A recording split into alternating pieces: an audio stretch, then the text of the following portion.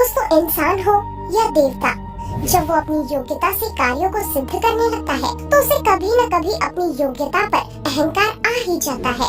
हालांकि अहंकार किसी का भी नहीं चलता और वो किसी न किसी प्रकार से दूर होता ही है। तो दोस्तों, आज हम आपको सुदर्शन चक्र की ऐसी कहानी बताएंगे जो स्वयं को महान समझने लगते हैं, परंतु फिर शांत और बुद्धिमान हनुमान जी उनके अहंकार को किस प्रकार दूर करते हैं। साथ ही ये भी जानेंगे कि किस प्रकार हनुमान जी सुदर्शन चक्र के अलावा गरुड़ और सत्यभामा का अहंकार भी दूर करते हैं। तो चलिए बिना किसी देरी के वीडियो को शुरू करते हैं।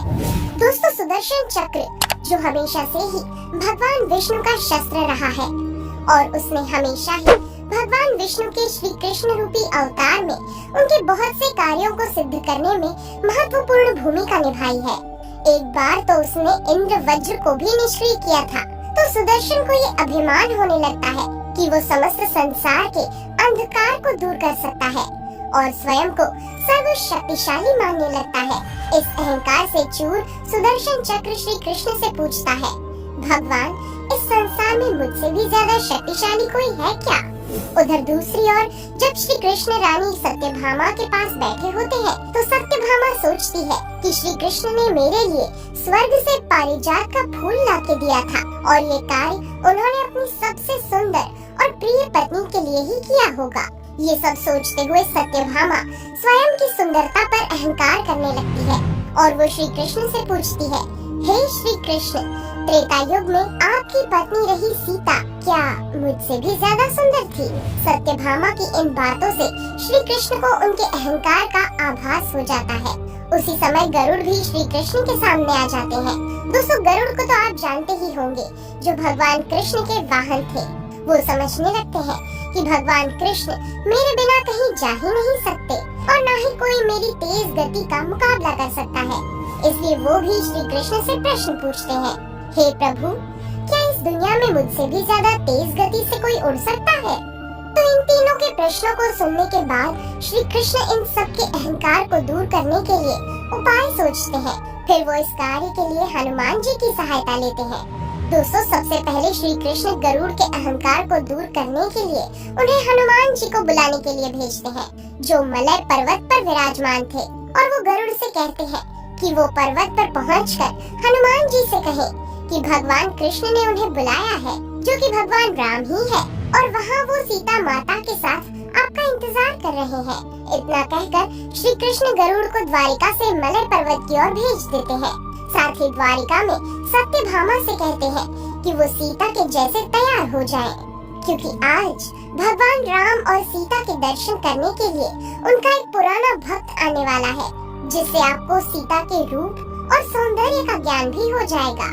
इतना करने के बाद फिर श्री कृष्ण सुदर्शन चक्र से भी कहते हैं कि वो द्वारिका के बाहर पहरा दे और बिना उनकी आज्ञा के कोई भी अंदर न आ सके। दोस्तों, ये सुनकर तीनों व्यक्ति अपने अपने कार्यों के लिए चले जाते हैं। जैसे ही गरुड़ मलय पर्वत पर पहुंचते हैं, वहां देखते हैं कि हनुमान जी तपस्या में लीन है और राम नाम का जाप कर रहे हैं।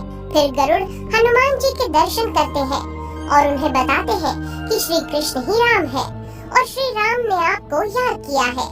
जैसे ही हनुमान जी श्री राम का नाम सुनते हैं तो वो भावुक हो उठते हैं और उनसे मिलने के लिए तत्पर हो जाते हैं। अहंकारी गरुड़ हनुमान जी से कहते हैं कि आप मेरी पीठ पर बैठ जाइए, मेरी गति बहुत तेज है, जिससे मैं आपको कुछ क्षणों में ही द्वारका पहुंचा दूंगा। आप अगर खुद से जाएंगे तो बहुत देर हो जाएगी। गरुड़ की ये बातें सुनकर हनुमान जी मंद मुस्कुराते हैं और कहते हैं कि तुम जाओ, मैं तुम्हारे पीछे ही आ रहा हूँ। इतना सुनकर गरुड़ निकल जाते हैं। फिर वो अपनी तीव्र गति से द्वारिका पहुँचते हैं, लेकिन वहाँ कुछ ऐसा होता है जिसे देखकर वो अचंभित रह जाते हैं। दरअसल गरुड़ देखते हैं कि हनुमान जी द्वारिका में उनसे पहले ही श्री कृष्ण के सामने उपस्थित है।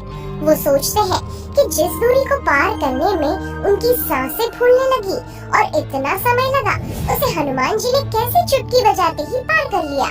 और इस प्रकार गरुड़ देव को अपनी गलती का एहसास होता है और उनका तीव्र गति से उड़ने का घमंड भी चूर चूर हो जाता है।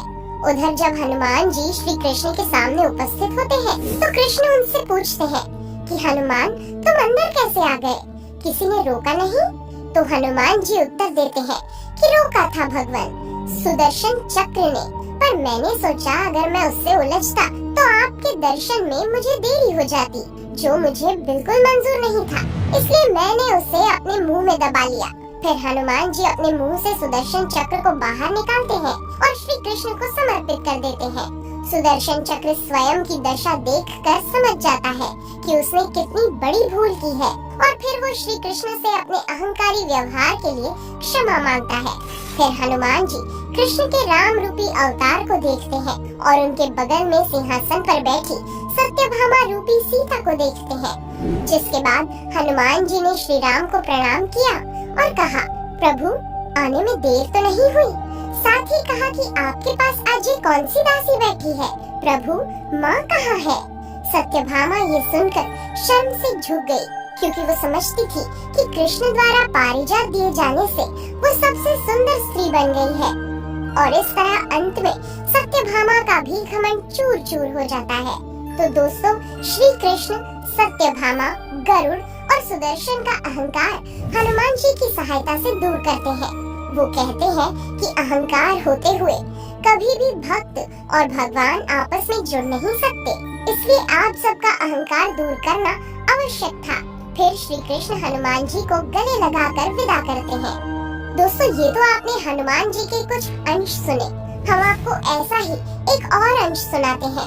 महाभारत युद्ध के अर्जुन को तो आप जानते ही होंगे, जो दुनिया के सर्वश्रेष्ठ धनुर्धर माने जाते हैं। पौराणिक कथाओं के अनुसार एक बार जब हनुमान जी और अर्जुन की मुलाकात रामेश्वर में होती है, तो बातचीत में अर्जुन हनुमान जी से कहते हैं कि आपके प्रभु श्री राम ने लंका युद्ध के दौरान वानर सेना को समुद्र पार करने के लिए बाणों के सेतु का निर्माण क्यों नहीं किया? इस पर हनुमान जी ने कहा कि बाणों से बना पुल वानर सेना का भार सहन नहीं कर पाता। तो घमंड में चूर अर्जुन ने कहा कि वे तो बाणों से ऐसा पुल बना सकते हैं जो कभी टूटता ही नहीं। अर्जुन ने हनुमान जी से कहा कि वो अभी बाणों से ऐसा पुल तैयार करके दिखा सकते हैं जो आपका भार सहन कर लेगा। अभिमान में चूर अर्जुन ने अपने बाणों से तालाब पर एक सेतु बना दिया और हनुमान जी को चुनौती दी।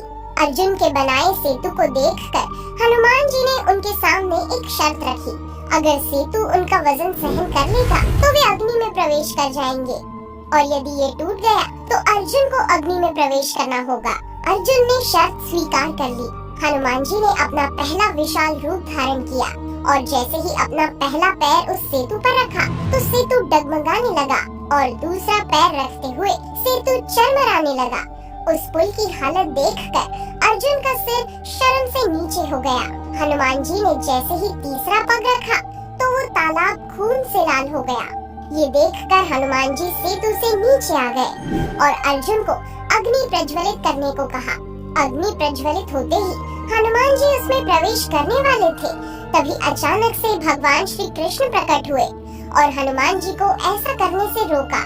उन्होंने कहा कि हे भक्त श्रेष्ठ, आपके पहले चरण के रखते ही ये सेतु टूट गया होता अगर मैं कछुआ बनकर अपनी पीठ पर आपका भार सहन नहीं करता, और तीसरा पग रखते ही मेरी पीठ से खून निकलने लगा।